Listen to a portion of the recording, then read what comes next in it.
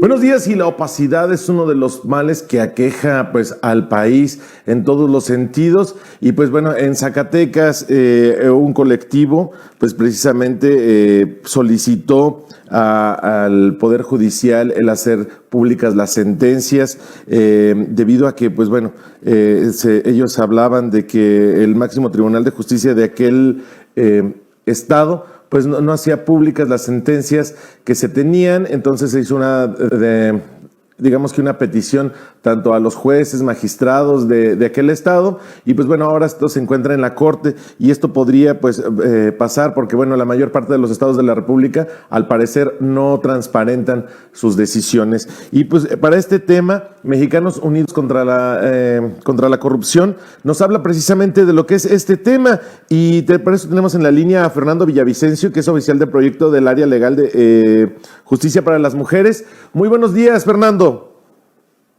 Hola, ¿qué tal? Muy buenos días. Saludos a ti y a tu audiencia. Muchísimas gracias, Fernando. Pues, Fernando, esta opacidad que no solo es en el Poder Judicial, sino casi en la mayor parte del área gubernamental, pero pues en esta ocasión pues nos damos cuenta de que ninguno de los estados transparenta lo que son sus decisiones al momento de dictaminar.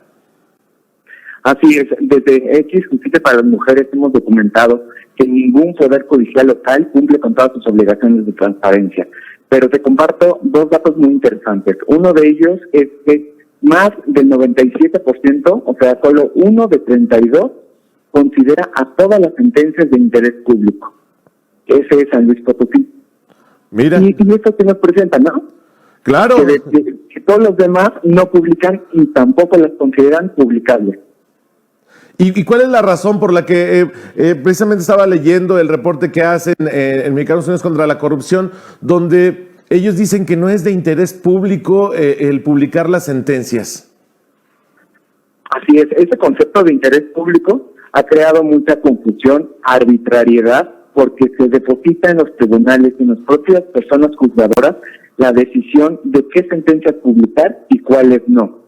Si solamente un estado considera a todas las sentencias como de interés público, incentiva a publicar todas, que tampoco está pasando.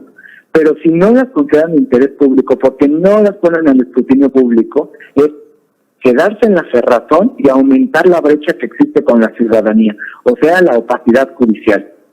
Claro, pero ¿en qué contribuye, Fernando? Porque siempre hablamos de que, bueno, el conocer, digamos que nos puede abrir los ojos a otras cosas. ¿En qué abonaría en este caso el que todas las sentencias fueran públicas?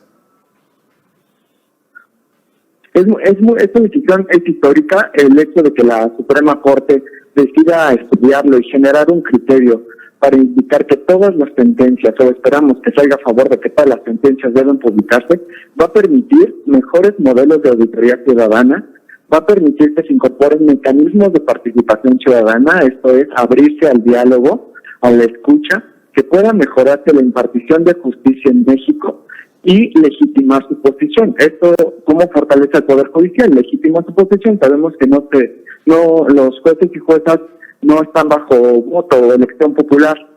Entonces, la publicación de su trabajo hace que todas y todos los ciudadanos sepamos cómo lo están haciendo. Que la Suprema Corte de la Justicia haya tomado el tema, ¿hay alguna fecha para que tenga que tomar esta decisión? Perdón, ¿me escuché? Que si hay alguna fecha en específico para que la Suprema Corte tome esta decisión. Existen criterios que están impulsando la propia Corte. Su criterio más amplio es el de publicar todas las sentencias. La Suprema Corte y el Consejo de la Judicatura lo están haciendo. Esperamos que se apoyen de ese propio criterio, del de máxima publicidad, para que emiten un criterio protector del derecho de acceso a la información. Tenemos, y aprovecho la oportunidad para mencionar, una iniciativa en el Congreso Federal para que se modifique la Ley General de Transparencia en su artículo 73, donde dice sentencias de interés público, y quede la versión pública de todas las sentencias. Esta iniciativa ya fue aprobada en el Pleno del Senado, en comisiones en Cámara de Diputados, y esperamos que se vaya al Pleno de Diputados para tener también esta modificación. ¿La Suprema Corte cumple con con digamos, de hacer públicas sus sentencias? La Suprema Corte publica todas sus sentencias actualmente. que así debería de ser en la mayor parte de los estados, bueno, en todos los estados.